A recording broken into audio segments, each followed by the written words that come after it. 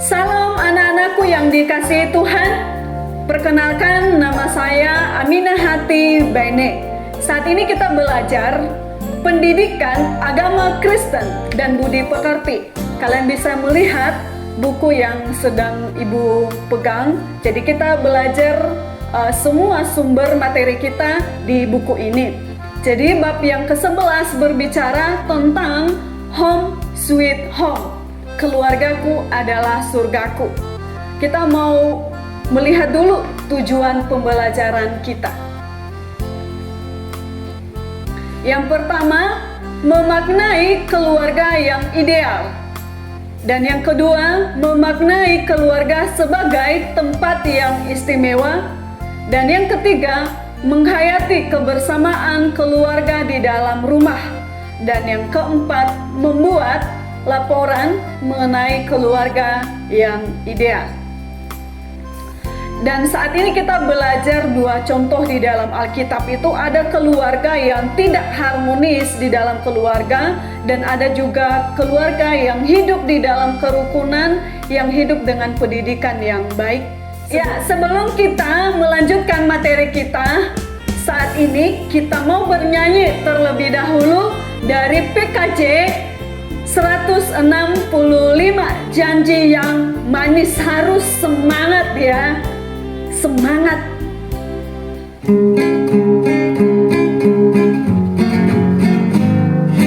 Janji yang manis kau tak kulupakan, tak terombang-ambing lagi jiwaku. Walau lembah hidupku penuh awan, nantikan cerahlah langit atasku. Kau tidak akan aku lupakan. Aku membimbingmu, aku membimbingmu. Kau tidak akan aku lupakan. Aku penolongmu, yakinlah teguh. Janji yang manis kau tak kulupakan, tak terombang-ambing lagi jiwaku. Walau lembah hidupku penuh awan, nantikan cerahlah langit atasku. Kau tidak akan aku lupakan. Aku memimpimu, aku membimbingmu. Kau tidak akan aku lupakan. Aku penolongmu, yakinlah teguh.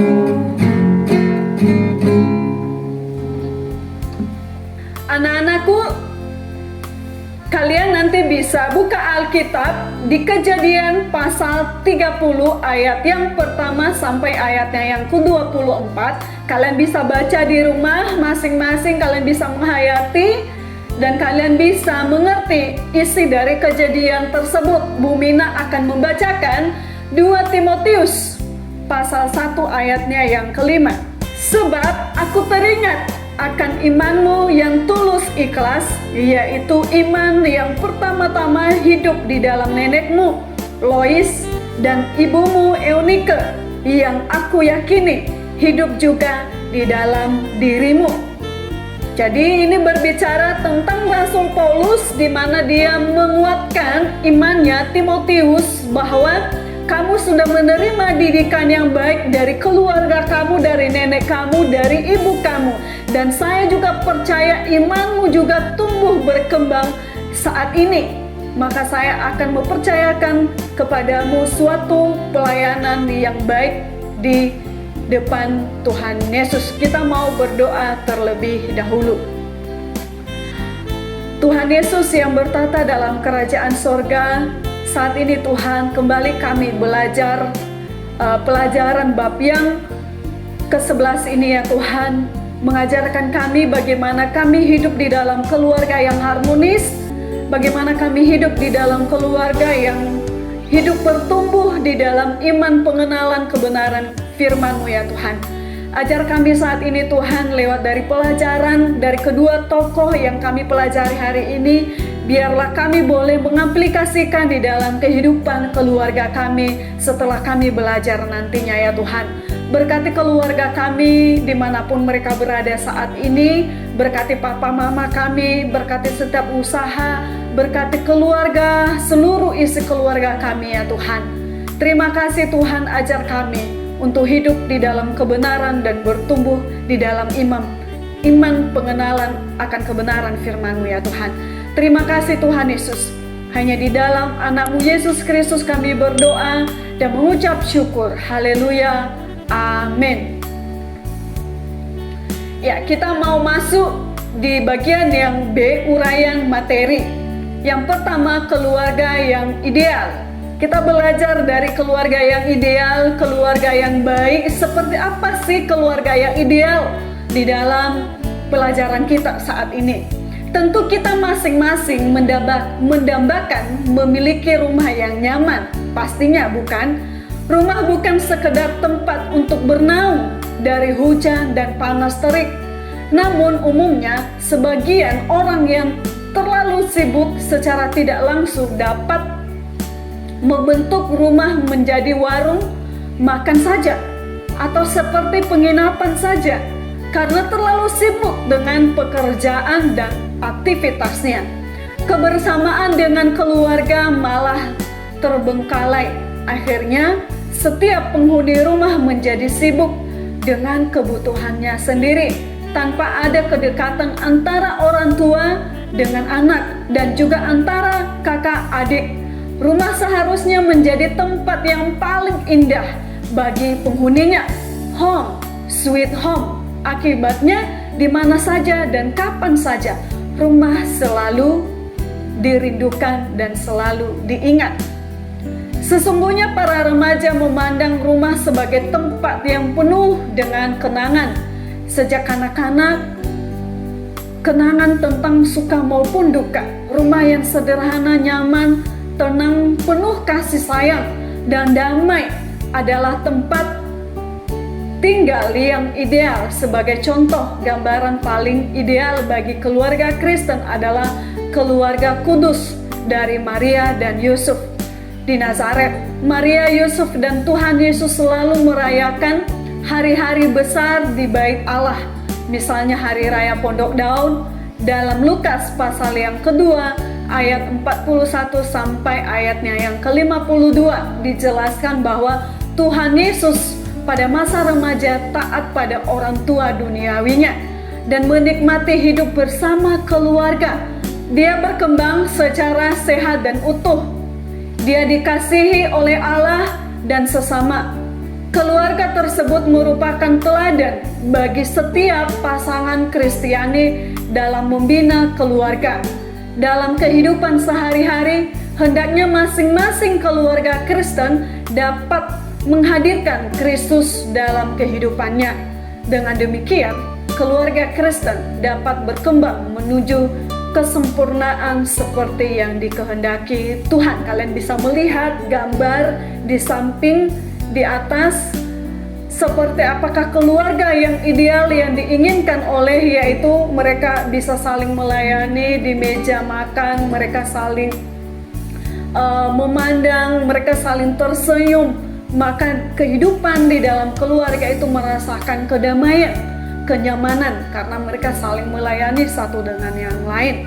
Kita masuk di bagian yang kedua, rumah sebagai tempat yang nyaman. Di samping kebutuhan materi dan spiritual, tentu saja kita juga membutuhkan suasana rumah yang nyaman, menyenangkan, dan hangat. Ini semua bukanlah hanya pekerjaan seorang ibu, namun menjadi tanggung jawab semua anggota keluarga, baik laki-laki maupun perempuan. Saat ini telah menjadi perubahan sosial yang pesat. Banyak perempuan dan ibu yang memiliki peran ganda, yakni mengurusi masalah rumah tangga, domestik, maupun pekerjaan untuk mencari nafkah di luar rumah, ruang publik. Kalau perempuan sudah melakukan terobosan ke dunia publik, maka sudah saatnya para laki-laki dan suami juga harus mampu melakukan tugas-tugas di bidang domestik. Dengan demikian akan mencapai keseimbangan. Tidak ada yang mempunyai beban ganda, tidak ada lagi pekerjaan yang diberi label pekerjaan laki-laki dan pekerjaan perempuan.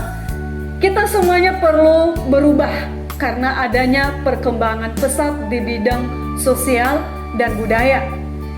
Masing-masing orang dalam keluarga dapat menciptakan suasana rumah menjadi suasana yang nyaman dan menyenangkan. Kita masuk di dalam kegiatan yang pertama, kita diskusikan secara kelompok. Bagilah kelas dalam kelompok-kelompok kecil kamu. Mungkin di dalam WhatsApp kalian bisa buat grup sendiri sebanyak 5 orang di dalam kelompok itu. Jadi kalian bisa membagi kelompok masing-masing dan kalian bisa membahas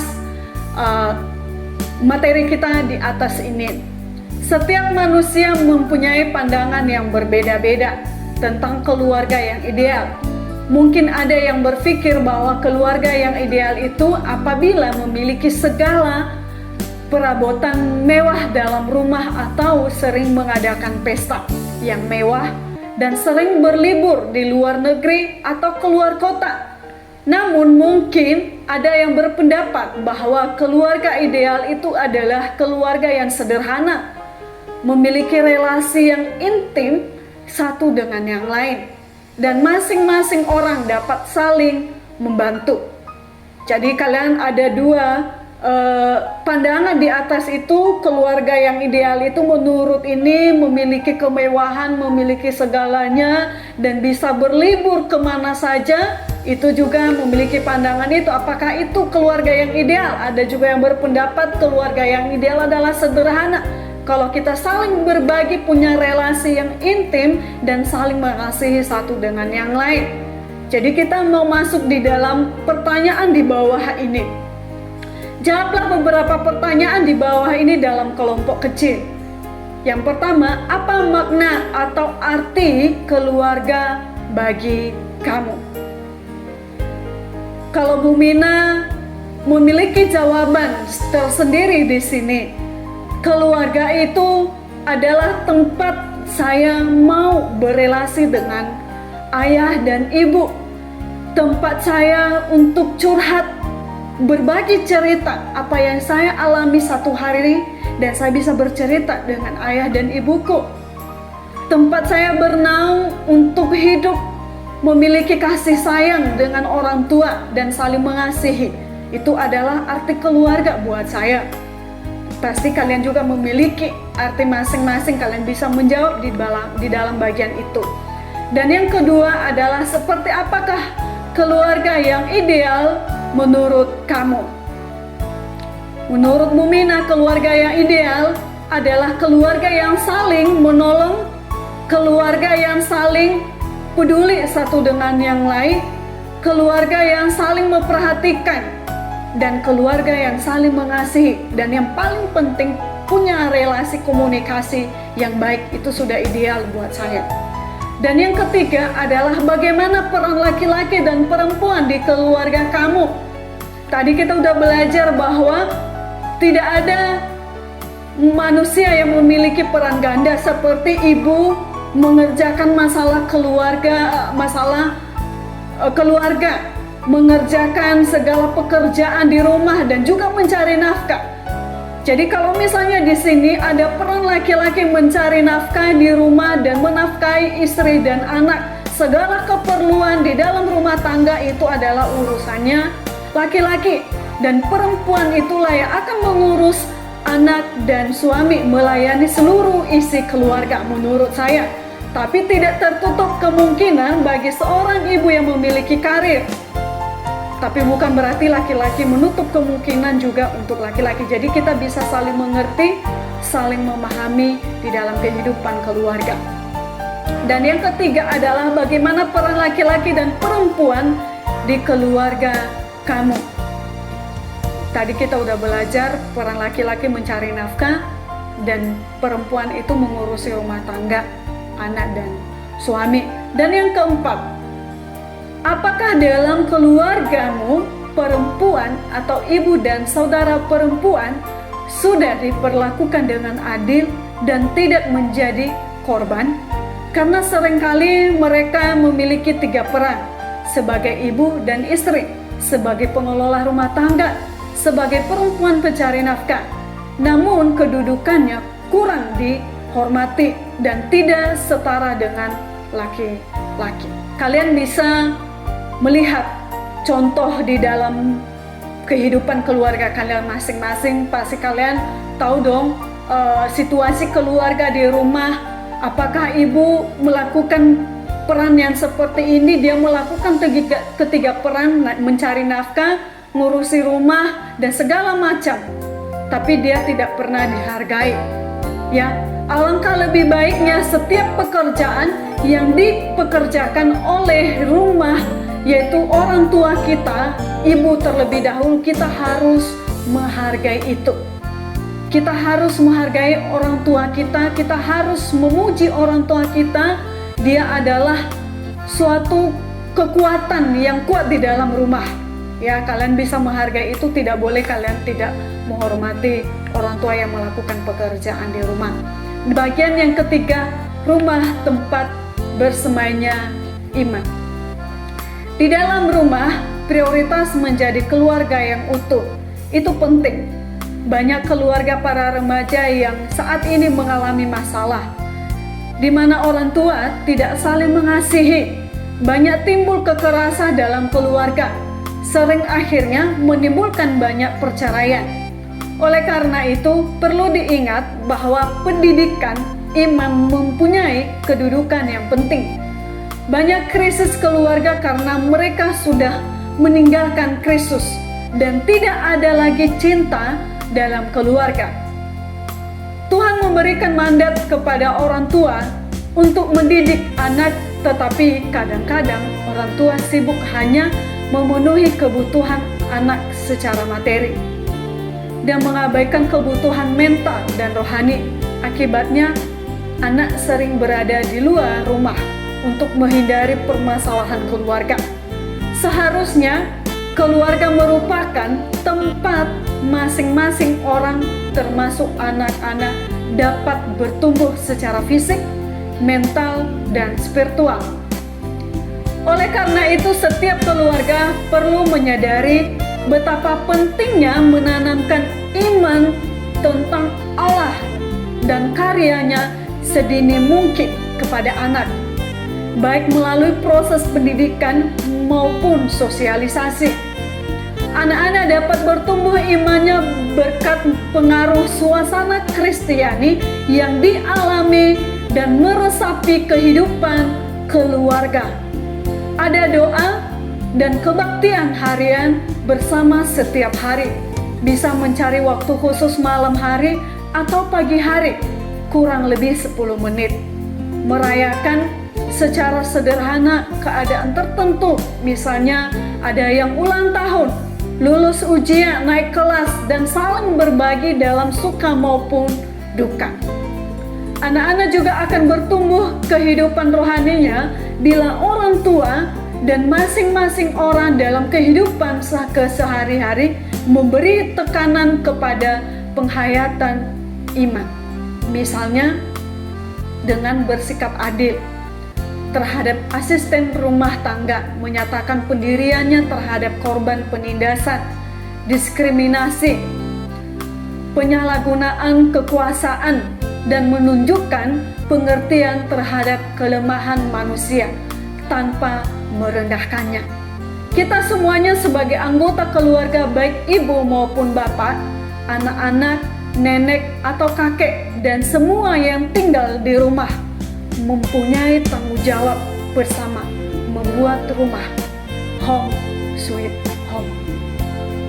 Kegiatan yang kedua, diskusi dalam kelompok kecil dan presentasi kelompok. Bisa kalian di dalam kelompok yang kalian bentuk dari awal tadi, yang kelompok WhatsApp 55 orang, bagilah kelas menjadi kelompok-kelompok kecil, 4 4 sampai 5 orang masing-masing kelompok membaca dan memahami teks Alkitab dan menjawab beberapa pertanyaan berikut ini.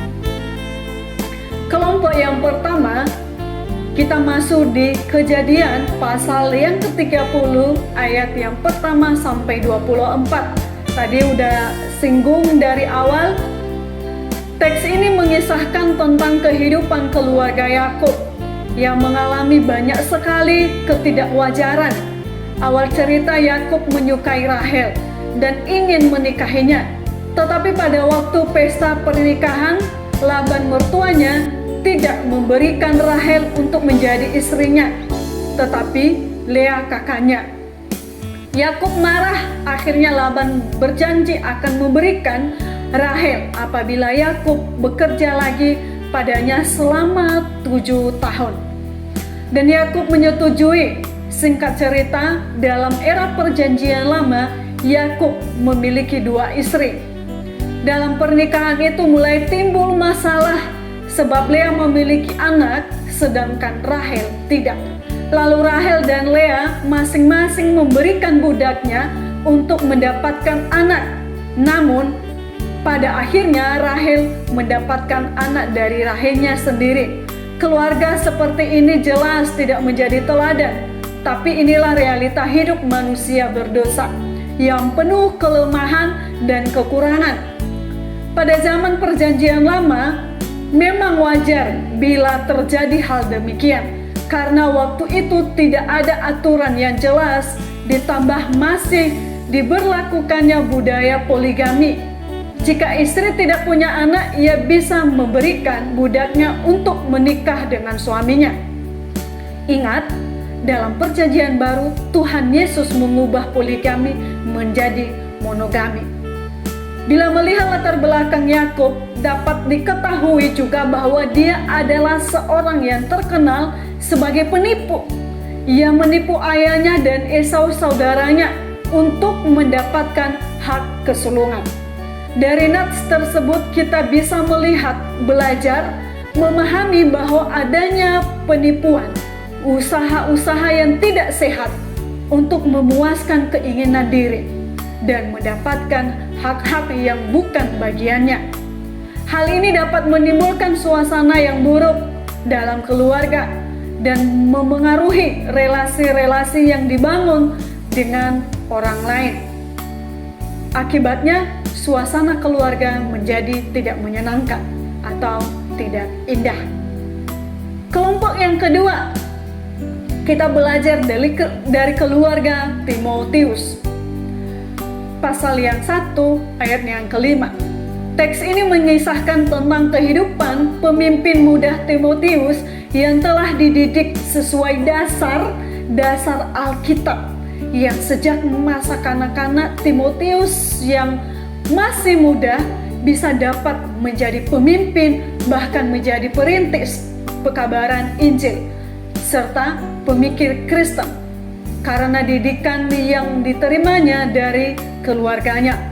Paulus sebagai rasul yang besar dan terkenal bahkan menyebutnya sebagai satu-satunya orang yang sehati dan sepikir, serta yang tidak mencari kepentingannya sendiri, melainkan kepentingan Kristus. Ada di Filipi pasal 2 ayat yang 20. Nama Timotius berasal dari kata Yunani yakni Timoteo, artinya menghargai Allah atau takut akan Tuhan. Timotius adalah putra seorang perempuan Yahudi beragama Kristen bernama Eunike yang bersuami seorang Yunani. Bisa kita lihat di Kisah Rasul ayat yang ke-16 ayat yang pertama. Timotius dididik secara Kristiani oleh ibunya. Selain itu, dia juga menerima didikan secara Kristiani dari neneknya yang bernama Lois. Ada di 2 Timotius pasal yang pertama ayat yang ke-5 tadi. Alkitab menjelaskan bahwa pengaruh pertama yang dialami Timotius adalah pengaruh asuhan orang tuanya, terutama ibu dan neneknya, yang mengajarkan kepadanya tentang isi Alkitab. Nama Lois dan Eunike muncul sekali dalam Alkitab. Meskipun demikian, namun mereka tercatat dalam sejarah karena mereka meninggalkan kesan yang tidak terhapuskan dalam kehidupan Rasul Paulus. Perkenalan Rasul Paulus dengan Timotius dicatat di dalam Kisah Para Rasul ayat 16, pasal 16 ayat yang pertama sampai 3. Dalam ayat tersebut, Timotius mudah dipercaya Rasul Paulus untuk ikut dalam pelayanan misinya. Yang kedua, ada di Kisah Rasul pasal 15 ayat 36 dan Kisah Rasul pasal 18 ayat yang ke-22.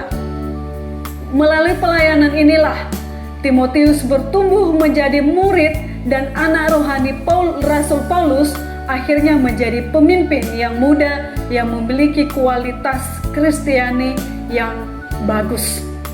Kehidupan keluarga Timotius menjadi satu contoh yang patut diteladani oleh setiap keluarga Kristen. Ya, ada pertanyaan di atas, bagaimana kehidupan keluarga dalam kedua teks Alkitab tersebut di atas? Ya, ada dua contoh tadi, keluarga Yakub dan keluarga Timotius. Ya, ada beberapa contoh kita bisa mengutip. Ya, keluarga Yakub itu penuh dengan kebohongan, penuh dengan penipuan, dan tidak ada keharmonisan di dalam kehidupan keluarga. Ya, itu contoh yang negatif di dalam kehidupan keluarga Yakub. Tapi kita belajar dari keluarga Timotius, di mana nenek dari keturunan dari atas nenek dan sampai mamanya, ibunya mengajarkan tentang iman Kristen dan mengajarkan tentang kebenaran firman Tuhan kepada Timotius, sehingga Timotius menjadi pemimpin yang handal, yang baik, yang bisa dipercaya oleh setiap jemaat-jemaat saat itu.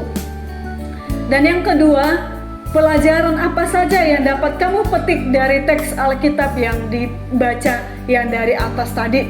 Kalian banyak belajar, ada kesan-pesan yang terpenting yang harus kalian ubah, dan ada juga pesan terpenting yang harus kalian kembangkan di dalam kehidupan keluarga kalian. Kalian bisa tulis titik-titik di situ. Terus hal-hal apa yang dianggap negatif dan positif dari teks tersebut? Bagaimana jika dihubungkan dengan keluarga masa kini? Ya, di situ tadi ada beberapa pesan yang negatif dari kehidupan keluarga Yakub, ya, yang salah satu tadi berbohong. Kalau misalnya berbohong di dalam kehidupan masa kini, saya percaya di dalam kehidupan keluarga tidak akan pernah harmonis. Salah satu kebohongan, perselingkuhan, itu salah satu contohnya. Ya, penipuan di dalam kehidupan keluarga, kebohongan-kebohongan yang tidak jujur di dalam kehidupan keluarga, dan akan berakhir yang namanya menjadi broken home, berantakan, tidak ada keharmonisan karena dibangun suatu rumah tangga yang penuh dengan kebohongan, penipuan, dan tidak ada kepercayaan satu dengan yang lain. Itu hal yang sisi positif dalam keluarga. Kalau sisi yang positif itu tadi kita belajar dari sisi negatif, dan sekarang kita belajar dari sisi positif dari kehidupan keluarga Timotius. Alangkah lebih baiknya orang tua, mama, ayah mengajarkan kebenaran firman Tuhan kepada anak-anak sedini mungkin. Ya, kita belajar dari Timotius sejak dia dari kecil, sejak dia keluar dari kandungan ibunya, dia sudah diajarkan oleh neneknya tentang kebenaran firman Tuhan. Itu menurut saya ahli waris yang tidak dapat direbut oleh orang lain. Ya, alangkah lebih baiknya di dalam keluarga mengajarkan seperti keluarga Timotius. Kegiatan yang ketiga, penugasan, membuat kebaktian keluarga. Ya, di sini ada tugas. Ya, di sini ada tugas. Di atas yang pertama adalah guru akan mendemonstrasikan kebaktian keluarga. Guru meminta 2 orang peserta didik agar berperan sebagai ayah, ibu, atau anak. Guru sebagai ayah atau ibu melakukan kebaktian singkat dengan tata cara A. Membaca Alkitab, B. Membaca renungan harian atau saat teduh, dan terus penjelasan dari Nats oleh salah satu anggota keluarga. Dan yang bagian yang ke C, sharing anggota keluarga, dan yang ke D, doa, dan yang kemudian bernyanyi. Mungkin di sini kita nggak bisa tidak bisa gabung dengan mendemonstrasikan atau memberikan suatu cuplikan video, nggak bisa. Kita bisa melihat gambar yang di sebelah ini ya. Kalian bisa melihat di mana orang tua, ibu, dan anak mengajarkan anaknya untuk hidup di dalam kebenaran firman Tuhan. Yang pertama, mereka berdoa, ada di dalam Alkitab di depan mereka, ada Alkitab di depan mereka. Setelah mereka berdoa, mereka bernyanyi bersama. Setelah mereka bernyanyi bersama, barulah dijelaskan kebenaran firman Tuhan kepada anak-anak dan seluruh anggota keluarga. Dan Bu Mina berharap juga di keluarga kalian bisa mengaplikasikan tahap yang pertama ini. Kalau bisa ada video bisa dikirim kepada guru. Dan tahap yang kedua, peserta didik mendemonstrasikan kebaktian keluarga sesuai yang dicontohkan oleh guru. Masing-masing orang berperan sebagai ayah, ibu, dan anak. Kalian tidak bisa bergabung seperti ini, tapi kalian bisa mendemonstrasikan di dalam kehidupan keluarga kalian masing-masing di rumah. Ada adik di rumah, ada ibu, dan ada ayah. Ya, kalian bisa foto, nanti kalian bisa kirim kepada guru kalian masing-masing. Dan tahap yang ketiga, lakukanlah kebaktian keluarga di rumahmu masing-masing sesuai contoh. Lalu buatlah laporan berkaitan dengan ibadah keluarga tersebut.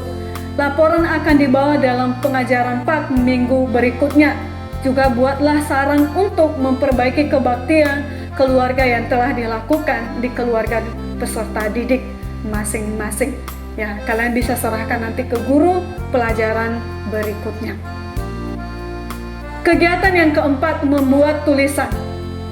Buatlah laporan pendek berisi laporan penelitian, pertanyaan, wawancara menyesuaikan dengan pertanyaan penuntun berikut.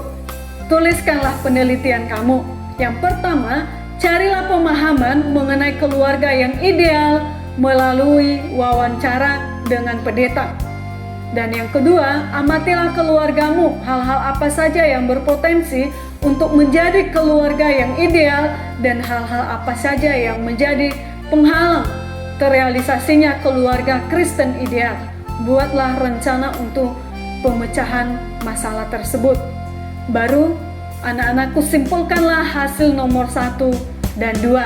Kalian mungkin tidak bisa berwawancara karena ini masih ibadah online, tapi kalian bisa wawancara lewat WhatsApp, kalian bisa chattingan dengan pendeta, pembina rohani yang sudah menikah. Ya, kalian bisa chattingan gimana sih kehidupan keluarga yang ideal, apa saja masalah-masalah yang dialami. Kalian bisa simpulkan nanti 1 dan 2 masuk ke bagian yang ketiga. Setelah semua kalian kerjakan semua hasil wawancara penelitian kalian bisa serahkan kepada guru kalian masing-masing. Dan kegiatan yang kelima, penilaian produk, yaitu membuat karya. Pilihlah kertas berwarna ukuran A4 dan tempelkanlah gambar keluargamu sendiri yang ideal. Berikanlah komentar tentang foto tersebut dalam 10 kalimat. Kumpulkan tugas pada gurumu lalu dipajang di dalam ruang kelas. Kita udah selesai materi kita. Ada beberapa banyak contoh, ada beberapa banyak tugas yang Ibu Mina sampaikan tadi. Bu Mina berharap anak-anakku sekalian bisa mengerjakan dengan tulus, dengan ikhlas, dengan baik, tanpa paksaan satu dengan yang lain, dan bisa kalian serahkan ke guru kalian masing-masing. Kita masuk di dalam penutup materi kita di bab yang ke-11 saat ini, yaitu rumah yang nyaman atau home sweet home merupakan dambaan setiap orang.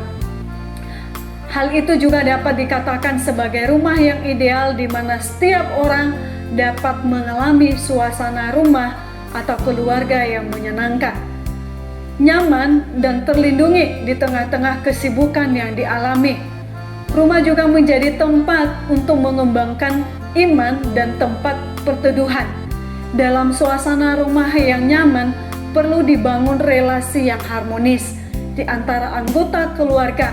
Home sweet home perlu diupayakan oleh masing-masing keluarga agar dalam keluarga terjadi pengembangan relasi dengan Tuhan dan relasi dengan sesama secara kesinambungan. Ya, itu ada beberapa penutup yang kalian bisa pelajari. Dan untuk mengakhiri pelajaran kita saat ini, kita berdoa. Tuhan Yesus, kami bersyukur ya Tuhan, kami boleh belajar dari bab yang ke-11 saat ini, di mana Engkau mengajarkan kami Tuhan, bagaimana kami boleh menciptakan suasana keluarga yang harmonis. Keluarga menjadi tempat kami bernaung, berlindung, tempat kami untuk berteduh, tempat kami untuk berbagi cerita, tempat kami untuk peduli satu dengan yang lain, tempat kami untuk saling menolong satu dengan yang lain, tempat kami untuk saling berbagi kasih dan mengasihi.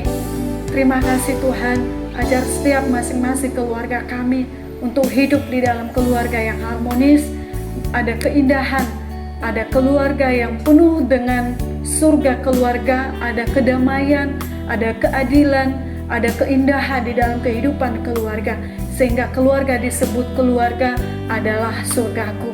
Terima kasih Tuhan, jikalau Engkau sudah menghadirkan keluarga yang harmonis di keluarga kami selama ini.